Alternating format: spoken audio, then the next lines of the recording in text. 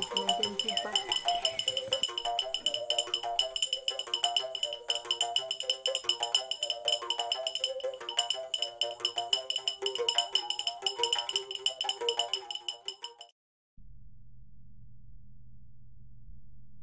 Une zone forestière CEFAD, c'est-à-dire concession forestière sous aménagement durable, est un concept d'exploitation de la forêt avec des contraintes de respect de la nature, de son renouvellement, des populations proches ou incluses, de ses limites géographiques et des autres contraintes sous-jacentes.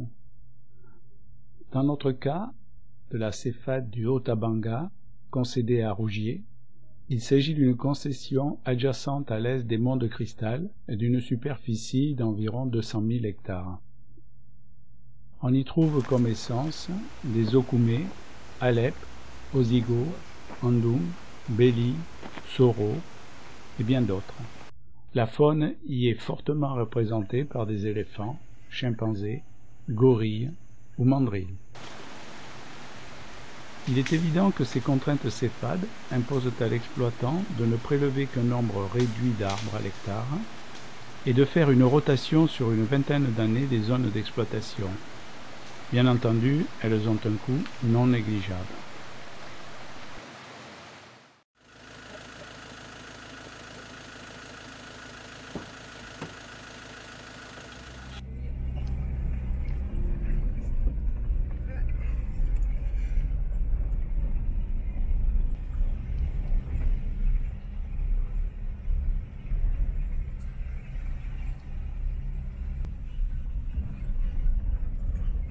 Tant que c'est pas les filles, toi. C'est pour ça que j'ai essayé de regarder.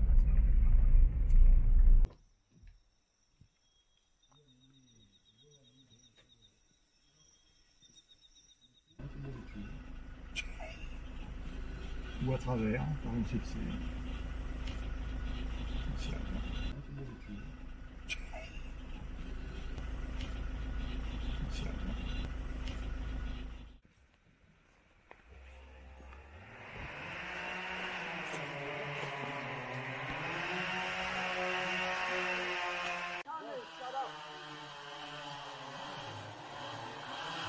On vous appelle.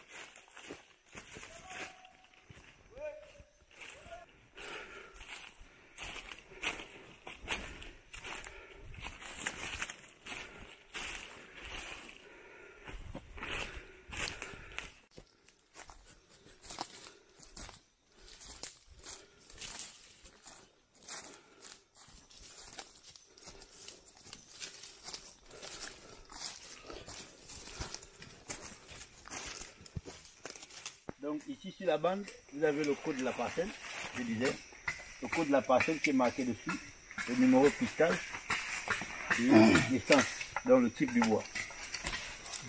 Et sur chaque pied, vous avez affaire à deux bandes.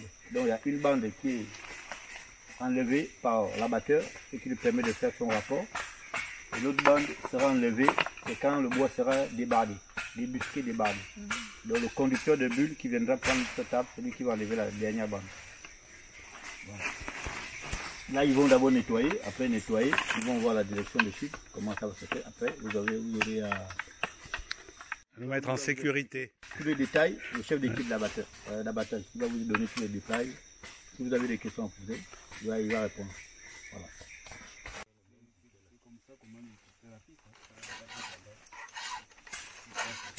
Ça rentre devant la base,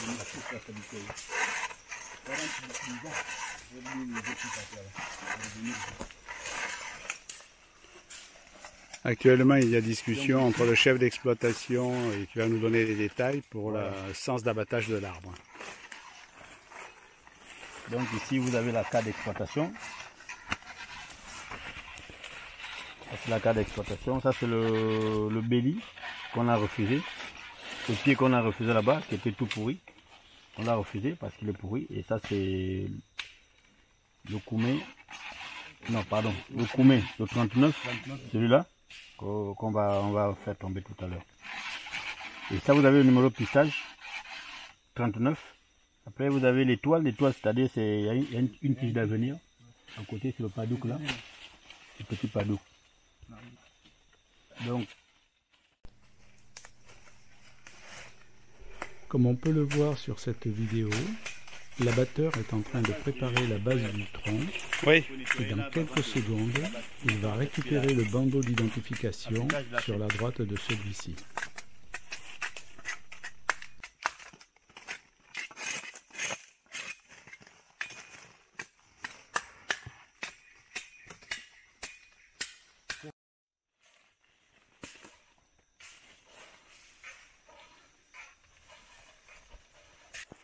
il va couper la liane.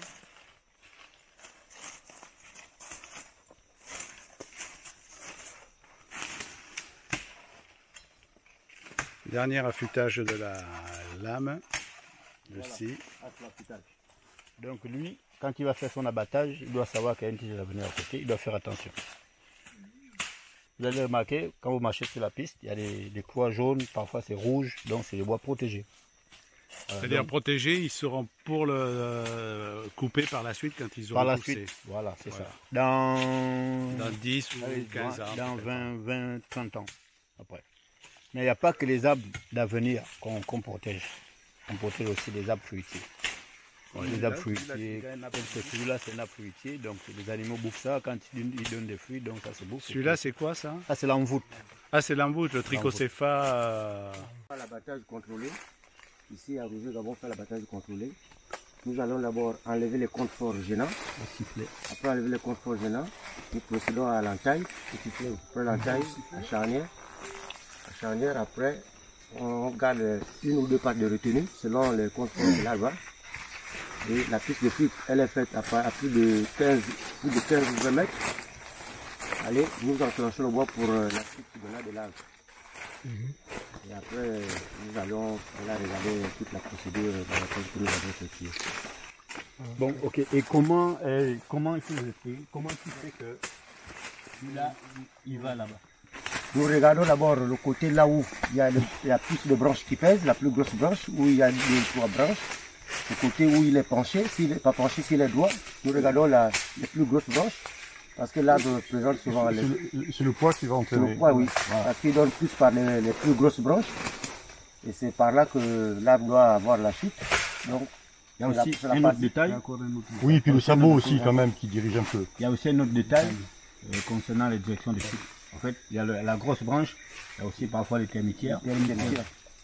Parce que les termitières, le plus souvent, se placent là où il n'y a pas d'eau. Il y a les termitières, il y a aussi de la mousse des fois de par l'arrière. Voilà.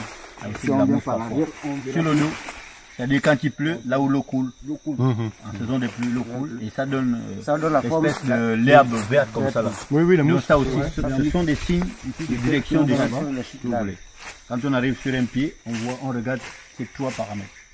Oui, parce que si il y a de la mousse, ça veut dire qu'il n'y a pas beaucoup de lumière, et que donc l'arbre il va avoir fait ses branches du côté opposé. Voilà. Donc on regarde tous ces trois paramètres. Ça peut être les termitières. Là aussi, même si par exemple ici, à cause par exemple de la forme du bois, on peut avoir les termitières ici. Alors que c'est pas sa direction de chute. Oui, d'accord. Oui, parce que c'est comme c'est fermé. Voilà. Comme c'est fermé, c'est protégé. Parce que les termitières n'aiment pas l'eau. Oui, oui. Mais de l'autre côté, à cause de la forme du bois, ou encore de l'éclairage, on peut avoir aussi de la mousse. Et dans ce cas, on regarde la plus grosse branche. Voilà. Donc on a trois paramètres, normalement, trois indices pour nous montrer la direction de chute. Voilà. Donc, les termitières, la mousse et la grosse branche. Les branches, si vous voulez. Voilà.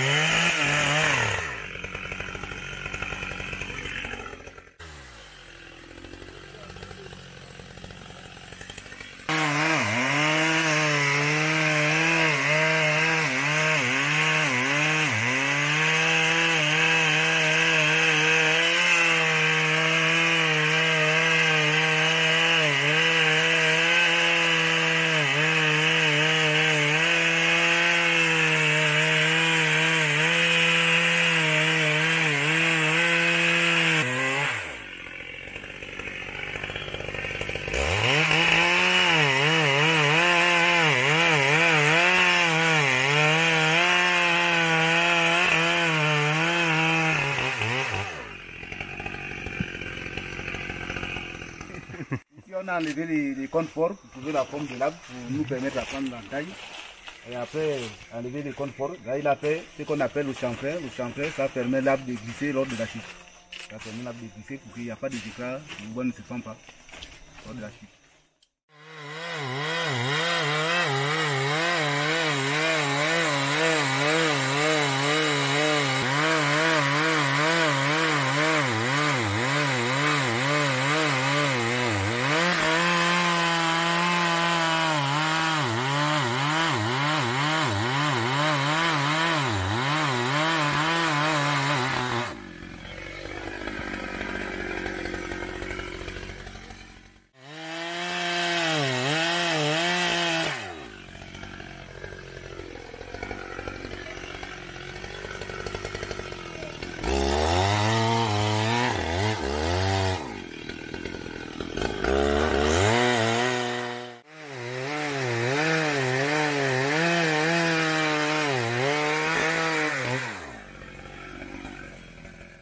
Donc je disais, il est prêt à tomber. L'arbre est prêt à tomber puisque tout est fini. L'entaille est faite. Donc il suffit de couper le contrefort final et il s'en va. Voilà. D'accord. Donc avant de le faire tomber, on va devoir cuire. Et on va tous se mettre à l'abri. Voilà. Attention! Attention, attention. C'est au cas où il y a un visiteur qui vient, pour qu'ils comprennent qu'il y a un arbre qui est en train de tomber.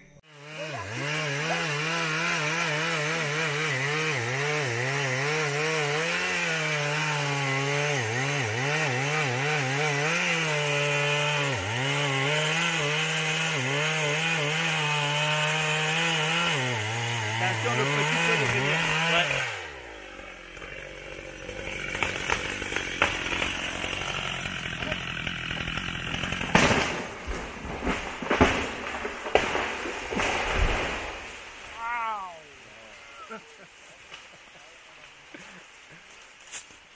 Non, attendez. Attends. Parce que plus souvent, il y a des bois qui reviennent. Parce qu'il y a des bois comme ça, celui-là. Voilà. Et c'est fini la chute.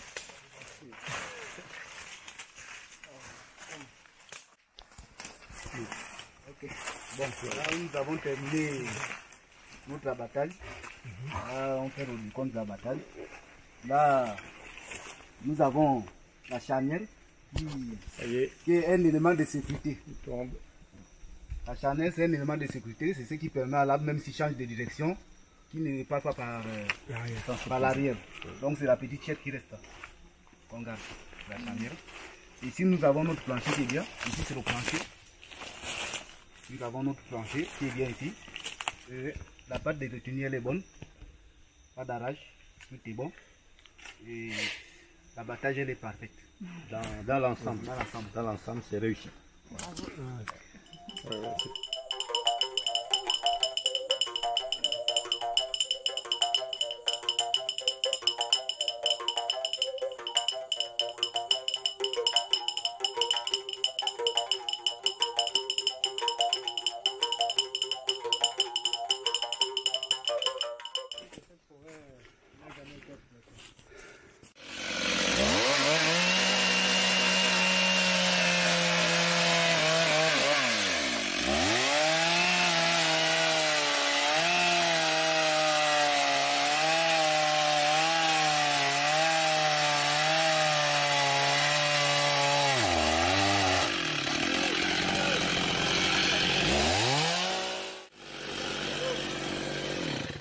On va boire.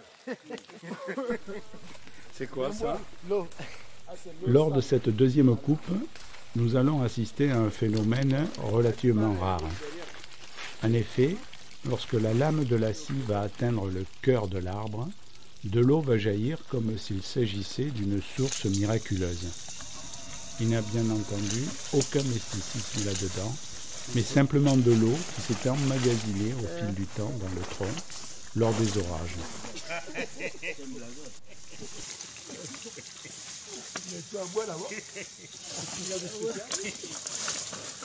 L'eau qui sort de... Oula, il y a un trou dedans? Non.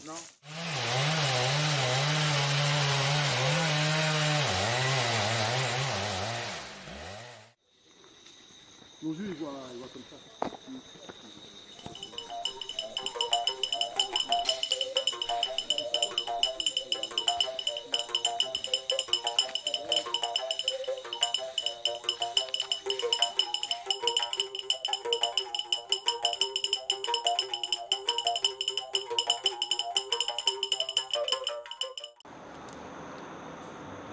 Koumé.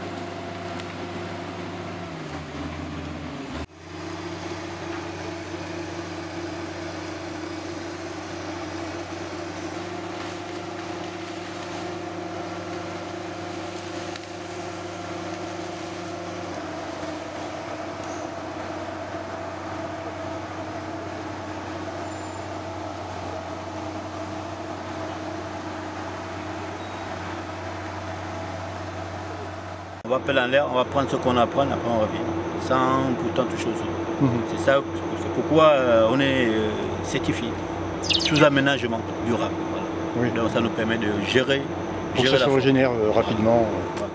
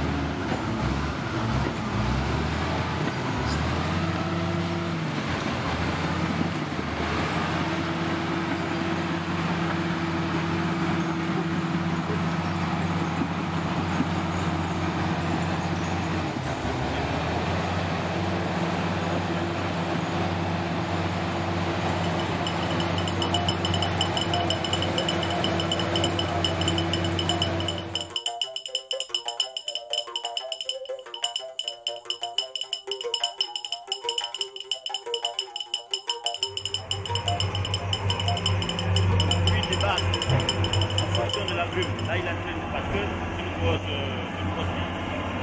Il y a des billes qui ne peuvent pas se comme le débatteur ne peut pas mettre.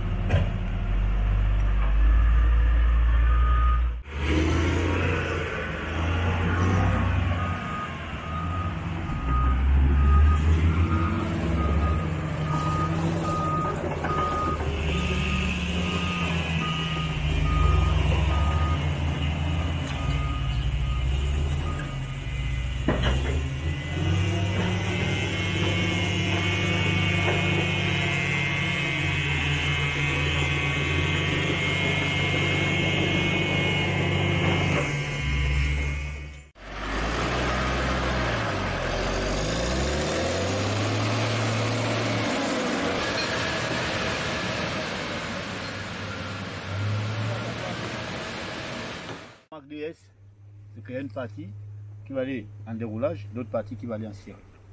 C'est en interne. Donc quand ça arrive à l'usine de Mevant, ils prennent la partie sillage et la partie déroulage, ils la recubent, ça va au Vendo, à notre usine. Le point jaune, le point rouge, ça représente la plaquette au fait.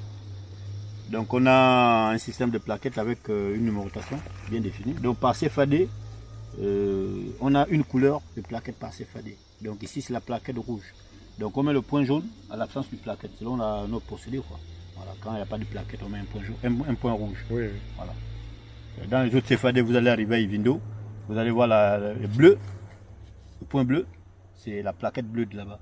Vous allez arriver à Franceville, c'est jaune, et ainsi de suite, en fonction de... Voilà. C'est ça.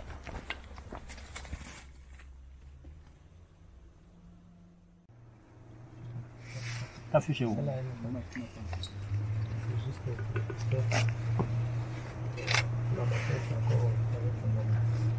Donc c'est ce Tokoumé là. Donc il marche avec les deux, et la fiche de traçabilité et la carte pour suivre la traçabilité. Oui, donc c'est recoupé plusieurs fois.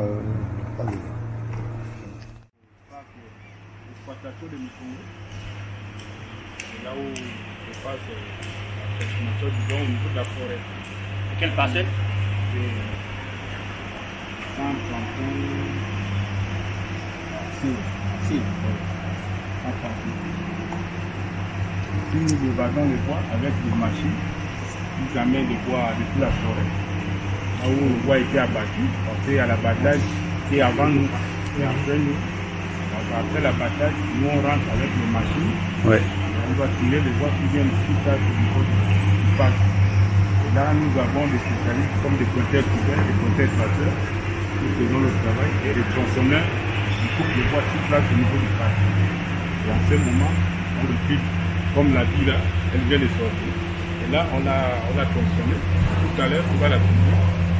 Après, on puisse faire le rapport de la. On va aller là-bas. J'en profite pour remercier la société Rougier, M. Éric Chezot, M. Frédéric Drouet, ainsi que tous les agents de la société pour leur accueil, leur aide, leur disponibilité, et surtout de nous avoir permis d'assister aux procédures d'abattage de 2 arbres.